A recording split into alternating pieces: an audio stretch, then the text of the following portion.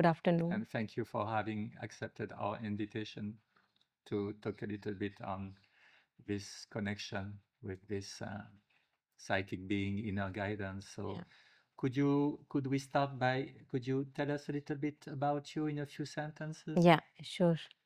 So my background is immunology, biology, and as long as I can look back at my life, I can see that I've always been a very studious person, so always learning more and more with books and being very happy with myself. Mhm. So the education is in biology, immunology, and then when I was studying immunology, I realized that all the answers that we are seeking to cure disorders can't be found just by looking at blood samples. We have to look at mind, we have to look at emotions. And then my life took a turn towards integral health, uh, looking at emotions and thoughts and taking care of the whole temple that we have in order to find a cure to diseases or live healthily. So I think in short, that is what I'm Okay. directed towards. Yeah. So could we say that mind, emotions, bodily sensations, yeah, it's very interesting to put in a holistic and integral perspective, but it's still human stuff, no? I mean, do Yeah. you think that there is something which is more non-human, could we say? Non-human or maybe more human. Or yeah, Yeah. Yeah, absolutely. Absolutely. So I think we start with mind and emotions and slowly we go to that so-called non-human, I would say spiritual or the more integral true part of ourself. hmm, And it's like almost everyone has their own unfolding of coming back home okay. to that true part of their being, which almost is so forgotten amidst all the appearances and the running around in life. So your way to put it is going back home. Going back home, yeah, definitely. So does it mean that this part of us was there long before whatever could happen then? It's so naturally there that we miss it again and again. I think it's like how I enter this room and I can see chairs and the cameras and everything, but I can't see the space. I can't notice the space because it's just there. It's non-assuming. It's not exaggeratingly putting itself out.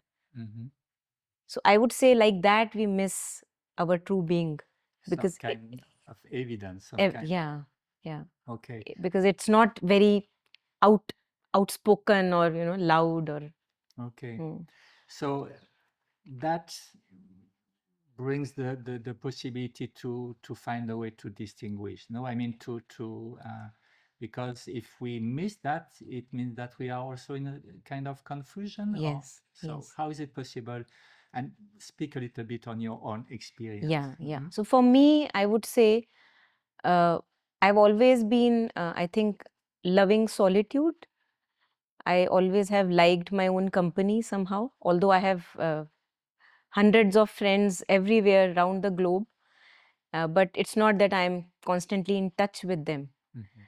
And slowly, slowly, slowly, my life led me to cancer after my marriage, where I started to recognize that how lost I was in appearances and that I had started to miss that inner guidance and that true connection with myself or living authentically as my heart would want me to live.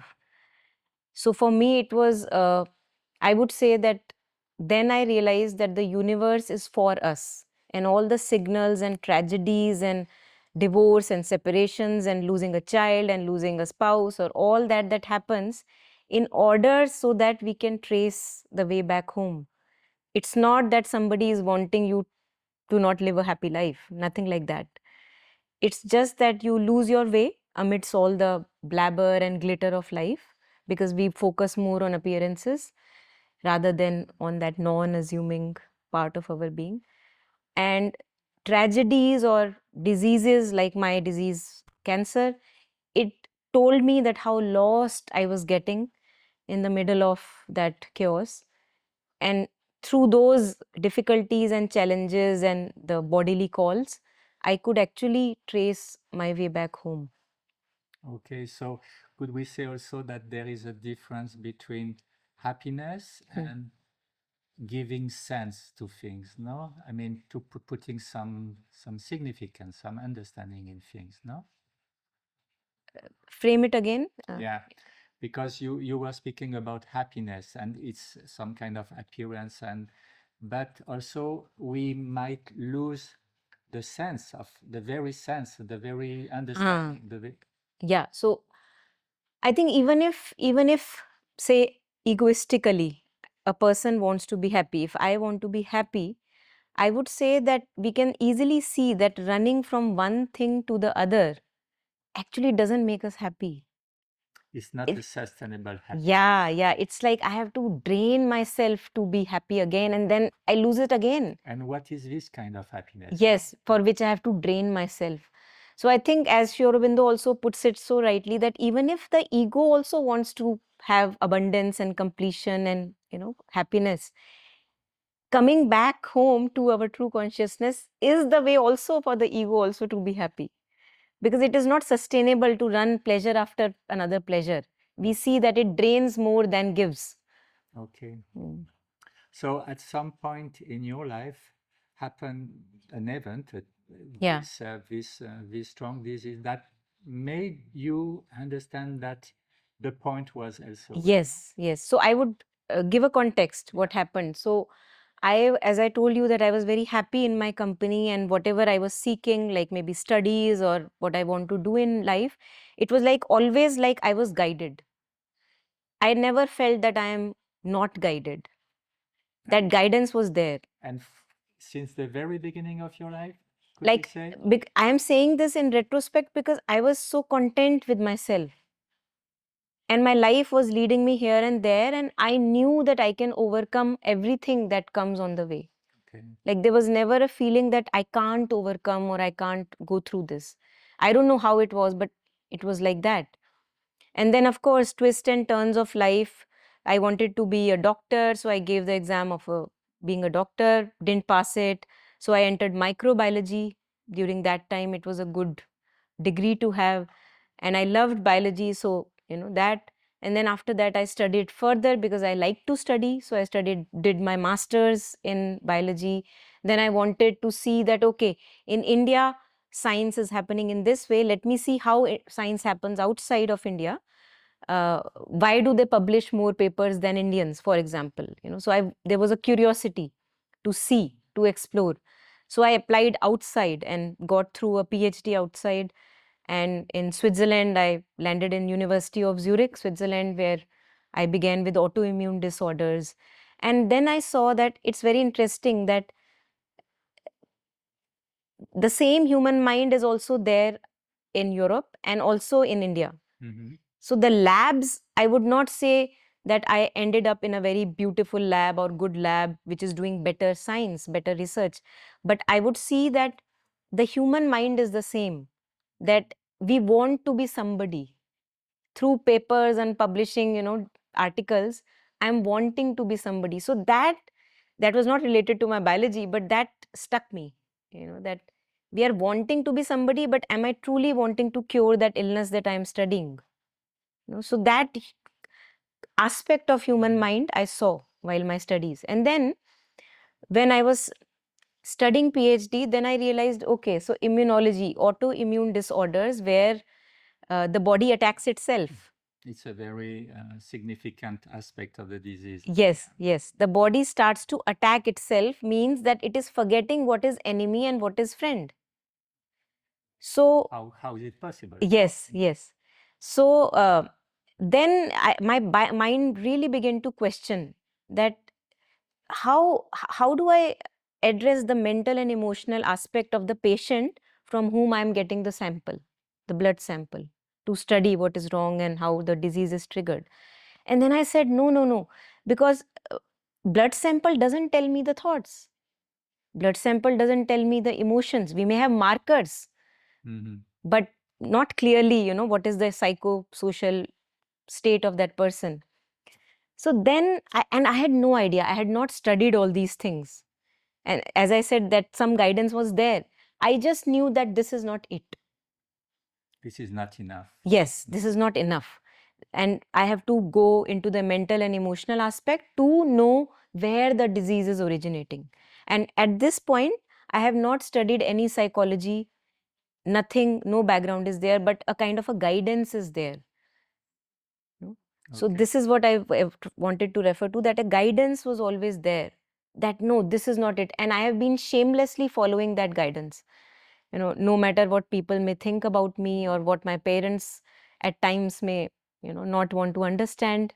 They have been very understanding, but still, But so far, this guidance was within yourself, guiding you towards to some goal. But yes, did you had, let's say, a conscious relationship with this guidance, or no, I would, it was an unconscious it was, guidance? yeah, it was just like I didn't even know that I am guided, Yeah, absolutely. but I had certitude in that guidance. Some kind of faith, let's Yes, say. yes, yes. So that certitude, conscious certitude, happened after cancer. So when I came back India after completing my PhD and leaving research science for the time being because the answers were not to be found there, then I found a person who I resonated very much with, and I got married, and then I entered into an Indian family. And if you know how Indian families are, you don't marry your spouse, you marry all the people in the family. So a lot of responsibilities, and people want to have look you at look at you in this way and not that way. Like, I am more comfortable with these clothes, but no, they want me in sari. These kind of things are there. It's like too much commonplace. And I didn't even realize, because so far the guidance was totally unconscious. I did not realize that I am now not my authentic self, pressurizing myself to be someone who I'm not. Mm-hmm. So when this started to happen within, I would say, 3 years of my marriage, and nobody was doing anything to me. It was just like there is a subtle pressure and people want. And you were consciously, let's say, putting yourself in this position to please people. Exactly, exactly. And I didn't realize what I'm doing. So there was no conscious, effort there, Yeah. I would say. I'm still sleeping, still sleeping. Right now also I'm sure I'm still sleeping, but at least you wake up to that guidance of being, you being conscious of that guidance. So when, after my first child in 2013, I was pregnant with my second child when I had intermittent bleeding in my urine. And of course, like intermittent bleeding, and it would come and go. After a few urines, I would pass away. It would go. It was painless. And I didn't pay much attention to it because I was so busy with the child and everything. Then it became more frequent. Now, at this time, you have to see that I am working as a wife, as a daughter-in-law, and I have actually forgotten who I am truly. I've stopped to live my authentic life. Now, the bleeding becomes more frequent, and then towards the end of my second pregnancy, when the child is delivered, it becomes so frequent after 7-8 months of delivery that I see I have to see a doctor. Maybe something is not right. You could not ignore it anymore. I could not ignore it. I could not ignore it. So as if the body is knocking, and now, fire, like that. So I saw my doctor and I did an ultrasound here of the lower pelvic region, and we realized that there were tumors in the urinary bladder. And of course, they were not good tumors because it was bleeding, and it is painless bleeding. Because if it's with pain, you can say it's urinary tract infection or whatever, but painless means something is not right. So then I consulted a urologist, and he told me that appears to be like a bladder tumor, and I would suggest operation immediately. Now, at this point, now my life comes to a halt. Like, I am just so concentrated and alive, much more alive than I would be in, regular life. And I still remember that conversation when the doctor gave me the diagnosis, and my second child was around, I think, 7-8 months old, second one. And I became so concentrated, as if I would say it was coming back home immediately, because I was so scattered in all the relationships and, doing, pleasing others and everything.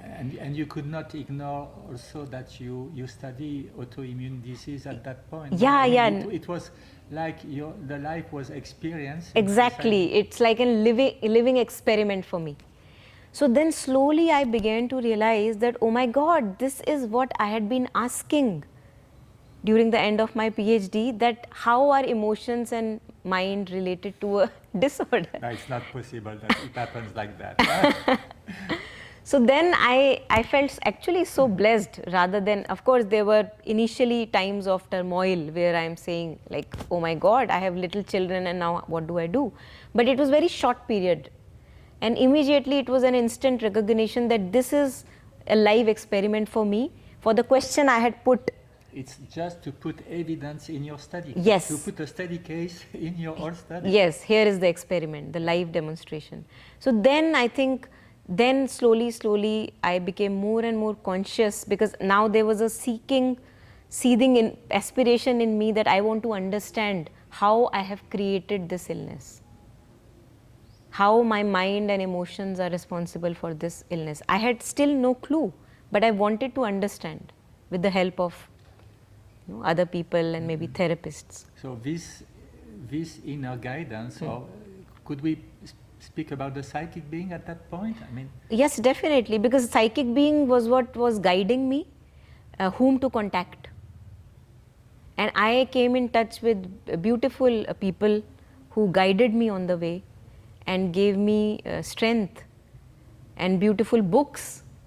okay. That you land upon those books, like Dying to Be Me, Anita Moorjani. That book I just landed upon in that period of my life where I needed it the most. And that gave me such an uplift that yes, this is what is supposed to be. So could we say that the psychic being or the inner guidance was, let's say, underneath every step that you took until this experience, when you had some kind of, how could we put it, inner experience, inner conscious experience? Yes, conscious experience. Yes. And these, these whispers of the psychic being, all of us know, who have even a little bit of touch. They are so subtle. And then you say that, oh, I heard that in my mind, or I heard that in my heart, but why didn't I follow it? So they are very subtle, non-assuming, as we were talking in the beginning. So could we say that all of us, and maybe all the mankind, all the individuals, they have this connection, but we should find a way at least to make this little voice more, how we put it? Maybe more, I don't know, more explicit, or more manifest. And I think for that we have to shut down many doors. Like Sri Aurobindo in Savitri says, when all the cherished guests are left outside, then the spirit communes with itself. So what are the cherished guests? Cherished guests are my thoughts scattered about all the people in my life, always thinking about me, my story, this people, that person, what did he say in the morning, what did he say in the evening. So all this clutter, if I am able to quieten down, in a day, either throughout the day from time to time, or maybe at one point of time in a day, I think then you create that space for the voice to be heard. So could we say that each of us, we have this capacity to listen to this inner voice, but either should happen something very unexpected or very grave to awake, or find a way to declutter, silence, so that I would share one example here. The first time I was in Pondi, I was staying at the retreat on the beach road, and when everything quietened down towards the evening and night, I'm on my bed, I heard the sound of the sea waves, so loud, which were not loud in the morning. Why? Because every other clutter and chaotic voices, they had quietened down. And now the same voice, which was not hearable or loud enough in the morning became so evident. So I would say it's something like that. Okay.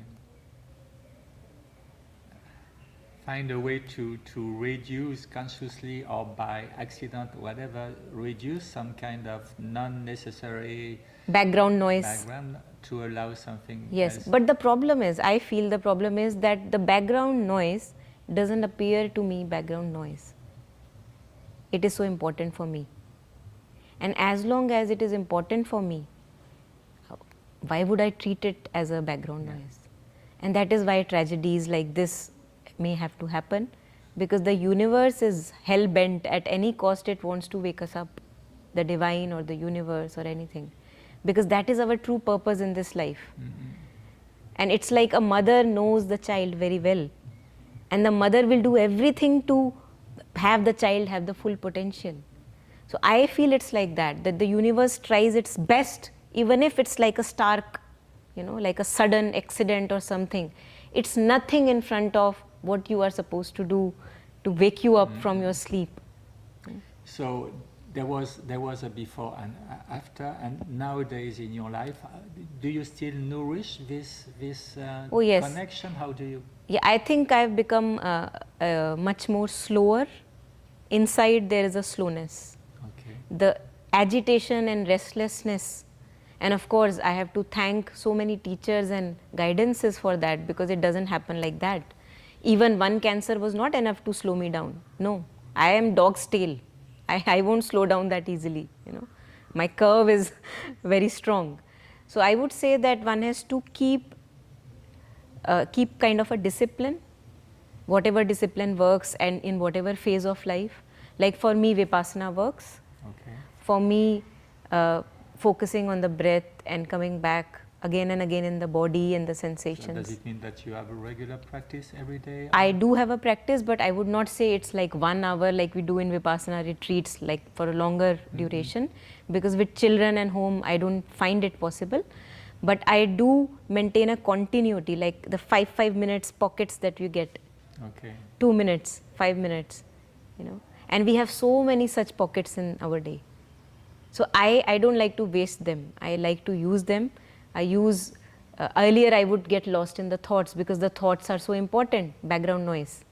It's not background, it's forefront. But now there is no meaning in those thoughts. I have become unsure of my thoughts. Okay. So I can come easily back to the breath and bring the mind in the body, which is like again and again maintaining that continuity. And I think maintaining that continuity, bringing that connection of mind in the body, because that is what I realized with cancer, that mind was not in the body, it was lost in the thoughts. And that is why I could ignore so many signals. So to keep the mind in the body again and again with frequent reminders, talks, or whatever works for anyone, maybe some mindful work, gardening, or different things work for different people. But I would say now I want to consciously maintain this balance, because it's so important. So how do you foresee your future? I mean, do you think that there is something which is shifting little by little to this, or will you remain this balance between human and non-human? How do you?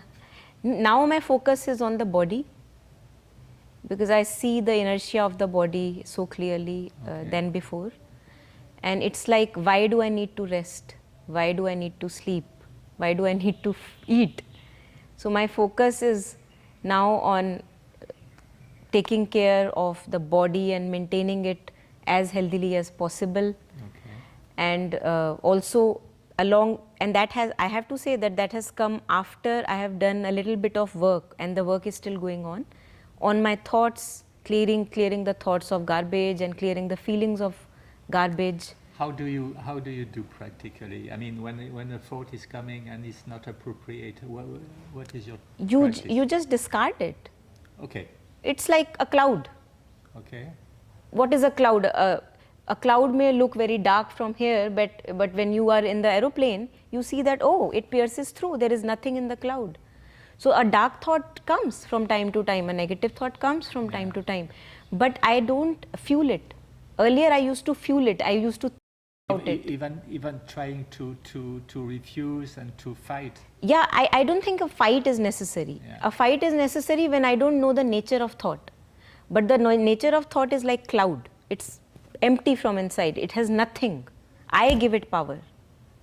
So I think if we have more understanding in the slowly with our life, if I have more understanding that thoughts are thoughts. Yeah. They're bubbles, empty bubbles. What is a bubble looks so colorful from outside. Pick, gone, nothing. So then I don't even need to fight a thought. I just know that these thoughts are there as an old momentum in my life because of old past samskaras or tendencies. And it's like with everybody. I don't have to pay it attention. And also that the world does not hold promises for me. This world, ephemeral, fleeting world, I know that this cannot give me anything lasting. Okay. It can only give me experiences. And I'm not saying it out of a book. I'm saying it because the experiences have told me so. So I think that gives us confidence. Yeah. That there is nothing that this ephemeral world will give you. Then those thoughts actually can become background noise. Because we think because we expect from the world. If you are not expecting from the world, what is the need to again and again go in the negative loops? And understanding that the only thing which is everlasting Is already with me. Already with me. And that gives you the confidence. Okay. Yeah. I think we are good. Thank you very much, Malika. Thank you. Okay.